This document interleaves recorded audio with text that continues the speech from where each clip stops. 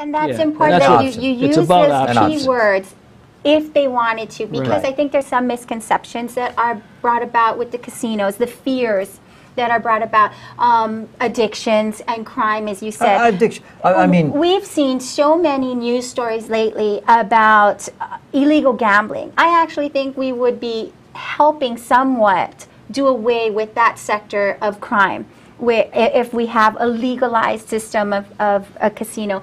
When now we talk about addictions and we're bringing all these evils and all these sins, and that it's going to bring prostitution, which already exists in Hawaii, okay, and that it's also going to be bringing gambling addictions. I think it's important to tell the people that if we have a casino here, already 15% of that revenue is being proportioned for these type of programs to assist people who do have gambling problems. Those are great ideas and very well thought out. But coming from the side of take a look at our homeless situation for a minute. Let me just digress for a second. I mean, you have probably one of the worst problems in a city right now on homelessness and things like that. And how do you keep the addict, the gambling addict, the guy who's one paycheck away? I mean, you hear all these negatives about, that person who's going to be there at 7 a.m. in the morning and 4:30 in the morning. How do you treat that? Well, in the first place, that's a hypothetical that is often used but not seen. And you can keep people out of the casino who are addicted to gambling. Once they're known, they can be just kept out. I mean, just the same way you would keep people who are drunk out of bars. You have to certainly have an you could do that easily, and people do that. So that wouldn't be a problem. But as Liz pointed out, we have a significant problem with illegal gambling in the state of Hawaii, and I believe that having a legal casino in Hawaii would have the same effect on the illegal gaming as having legal liquor sales has on bootlegging. It just drove it right out. Because if you could get it legally, then you don't have to go get it illegally, and where it's dangerous and it's it's not up to standards and it's all kinds of trouble, and so that would all be gone. You would have a very clean entertainment business, which is, as I say, done everywhere. Speaking of addictions, though, we have to make clear that the percentage of gambling addicts is minimal. It's right now, I think studies show at 1 to 2%. Something like that, okay. 1 to 2%. But we do have in the bill, we have money set aside in the bill to handle addiction. And I want to point out, there is no money being set aside in the state of Hawaii right now for anybody who possibly is addicted to gaming, who goes to Las Vegas or goes to Nevada or goes something. California has got 57 or 58 casinos.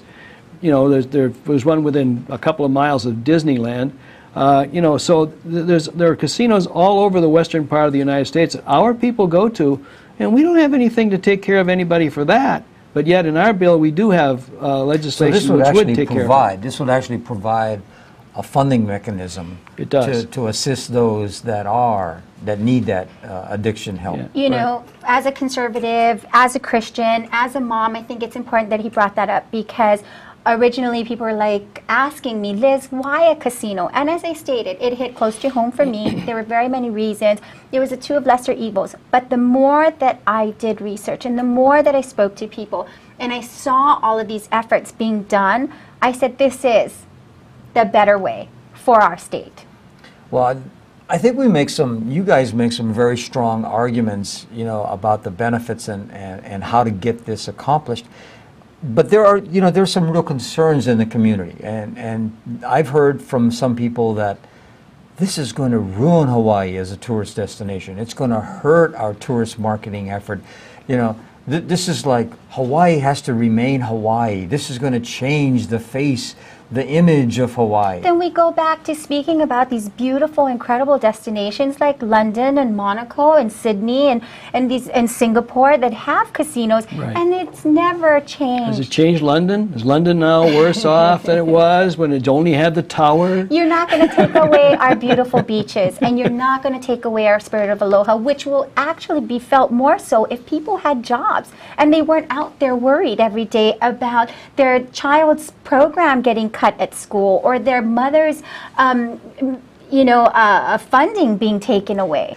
What kind of careers can you create with a single casino function in Waikiki? What kind of careers would you envision? I mean, I'm just curious. Well, there are all kinds of. First of all, there are careers in the actual casino aspect itself. I mean, they're going to need people who are dealers and so forth, and pit bosses and things like that. And you're going to need people who are going to be doing some food service in the casino. You're going to certainly need that. You're going to need bookkeepers. You're going to need computer experts. You're going to need security people. You're going to need marketing people. You know, this is going to. One of the things that a casino. So these are well-paid jobs. Oh yeah, good jobs. I mean, these are well-paid union jobs. Local people. Okay. For our local people. Right, and it will be local people jobs for our people, and it will be union jobs as well. So we're looking, and that's a given, and we're looking at, it's a very labor-intensive business, and we're looking at over 3,000 jobs being built directly on this. That doesn't count the ancillary jobs that'll come up, because there'll be other things that'll come into it as well.